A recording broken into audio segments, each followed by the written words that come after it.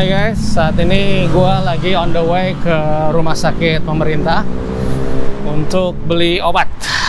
Masih beli obat, tapi kali ini bukan beli obat buat Conan, tapi buat Kristal. Karena Kristal masih harus transfusi dan masih harus minum kelasi besi. Nah, tapi Kristal kalau transfusi nggak di rumah sakit pemerintah, masih tetap di rumah sakit swasta. Karena lucunya di rumah sakit pemerintah, nggak tahu kenapa kalau transfusi lebih mahal daripada rumah sakit swasta yang kemarin yang biasa Kristal transfusi. Jadi kalau selain lebih murah, ada antar jemputnya lagi kan mendingan di situ jadinya. Nah, jadi selain transfusi di situ ya, tapi secara obat masih lebih hemat di rumah sakit pemerintah. So, gue masih sering bolak-balik ke rumah sakit pemerintah buat beli obat Kristal. Tapi nggak sesering dulu. Kali ini gue bisa beli obat buat sekaligus 3 bulan. Jadi paling nggak tiap 3 bulan sekali gue masih harus bolak-balik ke rumah sakit pemerintah. Gitu. Nah,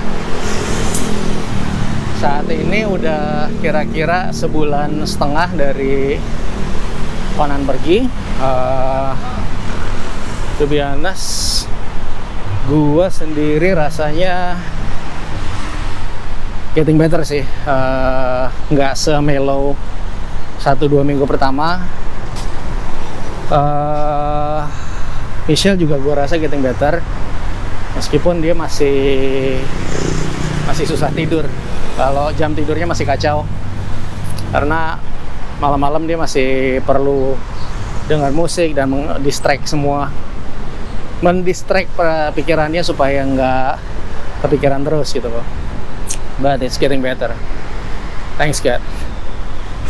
Nggak tahu berapa lama sampai benar-benar kita heal ya, tapi ya, I hope time will heal. Dan sebenarnya gue berharap kalau gue bisa pulang sih. Kemarin kan sempat ragu-ragu ya, mau extend, mau stay di sini atau mau pulang. Karena pikir-pikir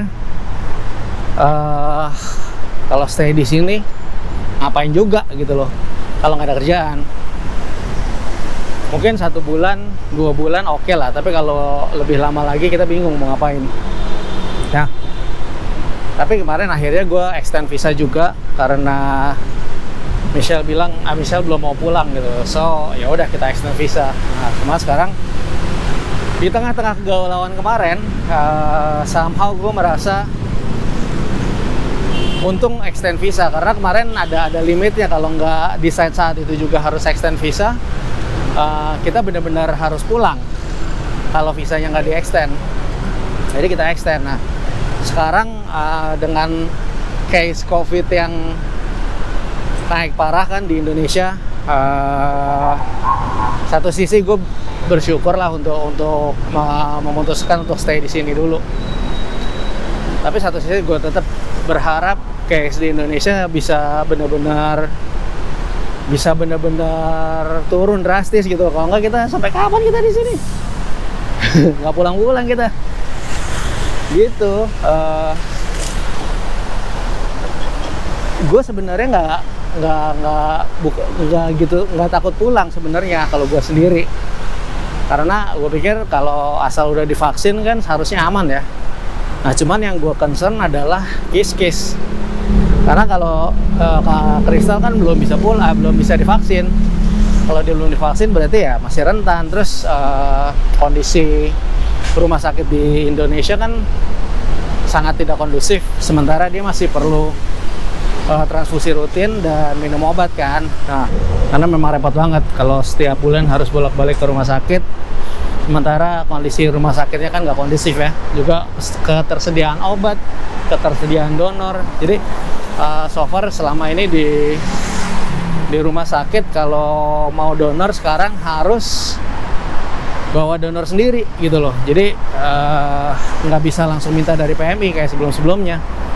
Jadi ketersediaan darah juga cukup jarang di Jakarta ya. Gue tahu dari grup LSM yang dulu kan gue masih ada di grup gitu. Jadi untuk pertimbangan case-case, jadi kita bertahan sampai kondisi pulih lah.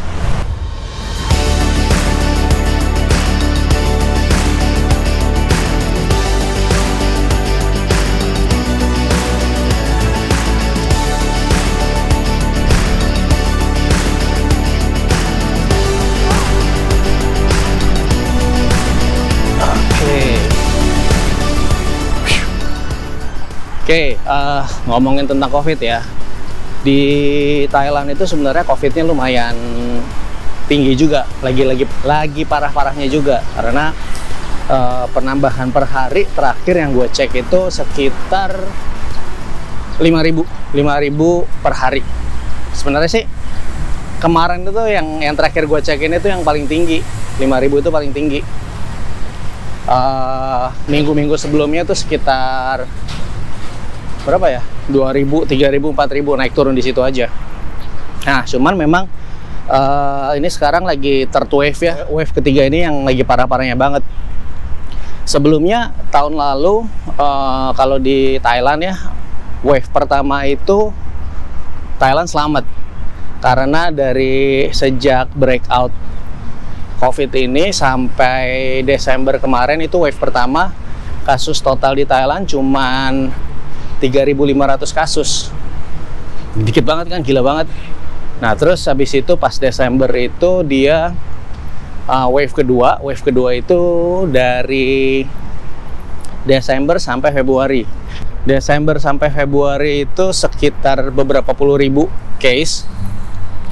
Wave kedua itu terjadi karena kecolongan dari katanya sih dari pekerja migran yang ada di pokoknya satu daerah yang ada pasar ikan terbesar di Bangkok gitu loh. Jadi dari situ nyebar kemana-mana. Itu wave kedua. Nah, habis itu sampai sekitar bulan Februari udah better lagi, penambahan perharinya tuh udah di bawah 100 lagi. Di bawah 100 terus maintain sampai wave ketiga tuh bulan April sampai sekarang penambahannya lebih dari 200.000 kasus. Ini ngeri sih, lumayan ngeri. Jadi, wave ketiga itu terjadi karena mereka mencoba membuka hiburan malam, nightclub, bar, pubs. Kan di Thailand terkenal sama itunya ya, nightlife-nya. Jadi mereka mencoba membuka nightlife karena udah lebih dari setahun gitu. Jadi pengusaha di entertainment dan hiburan malam ini udah setengah mati juga gitu kan. Jadi mereka mencoba buka ini, dan sejak buka ini kasusnya meledak gila-gilaan sampai sekarang. Dan sekarang tuh masih rising. Ya, jujur aja secara penambahan sebenarnya di sini sama-sama naik, sama-sama di Indo gitu loh. Kan tadi gue bilang kalau gue nggak terlalu takut balik ya, karena pertimbangan gue itu memang sama-sama naik semua, dan lama-lama juga ya seperti yang orang-orang bilang, ini bakal jadi kayak flu biasa. Nah, cuman yang membuat gue berpikir panjang adalah di sini prokesnya orang-orangnya masih lebih bisa diatur, lebih bisa gampang dibilangin, lebih gampang semua pakai masker. Nah ya, kecuali ini taman public park ini baru dibuka belum 1 minggu, dan untungnya nggak ditutup lagi karena gue nggak punya tempat olahraga. Udah lemes banget orang kalau seharian di rumah terus kan malah gampang sakit ya gitu. Oh ya, sama, dan ini apa, di sini petugas medis tuh belum kewalahan seperti di Indonesia. Jadi kasusnya kan memang jauh lebih banyak di Indo kan. Jadi kalau ada case emergency di Indo jauh lebih bahaya, terutama Jakarta ya. Jadi gue dengar, lihat dari berita, dengar cerita teman, cerita keluarga, terus mulai ring 1 keluarga udah mulai banyak yang kena juga, teman-teman dekat juga udah banyak yang kena gitu loh. Jadi ya pertimbangan yang paling berat adalah kis-kis aja sih, karena kita masih harus, kalau misalnya balik tetap harus ke rumah sakit terus kan.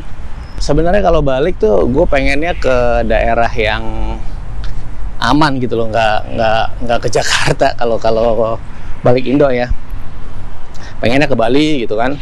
Toh kalau kondisi gue sendiri, gue harus start over lagi semuanya.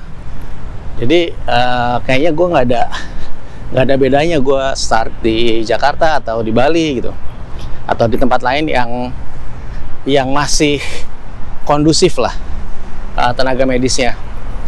Cuman gue kemarin sempat cari tiket ke Bali itu nggak ada yang langsung ternyata. Jadi transit dan harganya jauh lebih gila-gilaan. Nggak ada budget air, terus nggak ada yang langsung, pasti transit. Dan durasi ke Bali itu paling cepat 20 jam. Karena kayak Garuda aja tuh dia ke Jakarta dulu, dari Bangkok ke Jakarta 3 jam, habis itu transit di Jakarta 15 jam, tunggu nggak tahu deh tunggu di mana itu, terus habis itu baru terbang ke Bali. Jadi itu yang paling cepat. Sisanya airlines luar kayak Korean Air ya transitnya di Seoul di Korea. Kalau ada KTI juga yang kemarin gue ingat ya transitnya di Hong Kong baru ke Indonesia gitu loh. Jadi kayaknya impossible gitu untuk balik nggak ke Jakarta.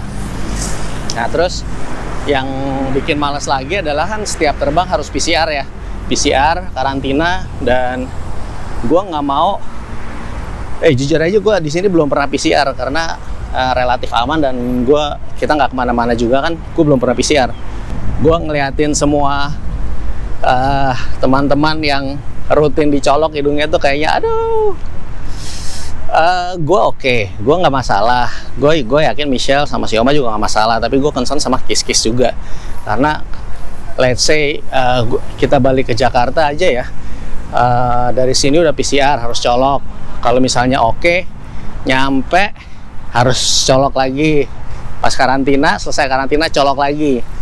Nah itu kalau ke Jakarta. Kalau mau lanjut ke tempat lain, let's say tadi gue bilang let's say kita ke Bali gitu, sebelum ke Bali harus colok lagi, habis sampai Bali harus colok lagi. Jadi kayak oh man, susah banget gitu loh. Kayak ya udahlah, kita berharapnya ini cepat selesai, jadi gue bisa cepet balik. Karena bener gue sendiri, gue udah berharap balik sih. Toh di sini gue nggak bisa ngapa-ngapain juga, lapangan kerja juga di sini susah, orang-orang lokalnya aja susah gitu loh. Terus di sini kosnya lumayan gede, gimana pun juga kosnya gede. Kalau di sini kan di apartemen ya, kalau di Indo masih bisa balik ke rumah orang tua gue gitu, atau kemana lah, ya gitulah. So that's why kita stay. Tapi berharap banget kalau bisa nggak usah sampai tahun depan lah. Gue udah pengen balik sebenarnya, udah kangen Indo. Terakhir gue pengen tanya dong, seberapa kalian yang tetap pengen maintain liatin channel ini? Karena gue jujur aja ya, awal ini bukan awal ini, awalnya channel ini tuh gue buat sebagai apa ya, dokumentasi pribadi aja, dokumentasi keluarga pribadi. Karena kan gue memang suka capture moment kan, gue suka iniin video, foto-foto gitu loh. Jadi gue bikin ini kayak sebagai album keluarga aja. Karena kalau kita suka rekam video di handphone, di apalah gitu, biasa kan kita kalau simpen doang, tiba-tiba handphonenya hilang lah, harddisknya rusak lah, itu kan filenya biasa hilang semua kan. Jadi gue bikin channel ini sebenarnya buat dokumentasi pribadi, momen-momen keluarga gue taruh di channel ini. Dan kenapa gue set publish, jadi gue kalau misalnya gue kerja keluar keluar daerah, away dari keluarga gue, kalau gue kangen paling nggak gue masih bisa nonton. Dan ini jadi kalau ada jadi motivasi juga, jadi dieditin gitu loh. Jadi video-videonya nggak cuman raw footage saja, rapih gitu loh.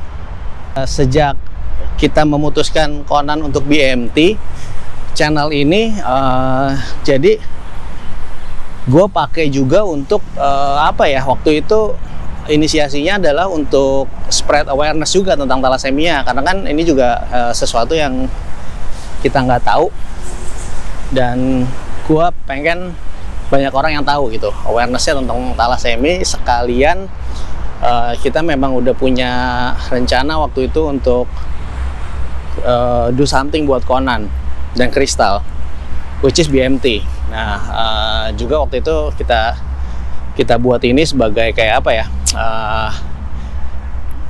pertanggungjawaban kita buat dana yang dipakai untuk pengobatan Conan Crystal gitu loh.